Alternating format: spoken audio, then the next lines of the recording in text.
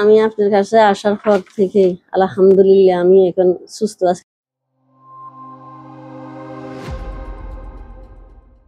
আসসালামু আলাইকুম দর্শক, আমি আজকে কথা বলবো রওশন আরা বেগম। 55 বছর বয়স। উনি আসছেন সাতবাড়িয়া থেকে। উনি দীর্ঘদিন ধরে বিভিন্ন জয়েন্টে এবং কোমর ব্যথায় ভুগছিলেন। উনি আমাকে দেখানোর পর আমি কিছু পরীক্ষা নিরীক্ষা করে ওনার osteoarthritis of the knee joint এবং লাম্বার স্পন্ডোলাইসিস ছিল। এরপরে আমি ওনাকে কিছু মেডিসিন লিখে দিই এবং উনি এগুলো খেয়ে আলহামদুলিল্লাহ অনেকটাই কোমর ব্যথা এবং হাঁটু ব্যথা কমছে। আজকে আমরা রওশন আরা বেগমের মুখ থেকে শুনবো ওনার সুস্থতার গল্প। আসসালামু আলাইকুম স্যার। আগে আমি দীর্ঘদিন পর্যন্ত এই রোগে আমি ভুগছিলাম। সুস্থ এই দুইবার আসার পরে আপনার ওষুধ খাইয়ে আল্লাহ ভালো করছে, এই জন্য আমি আবার আসছি। আর আমার প্রতিবেশীরও আমি দেখাই দিচ্ছি, প্রতিবেশীরা আসবে, আবার কিছু আসছেও।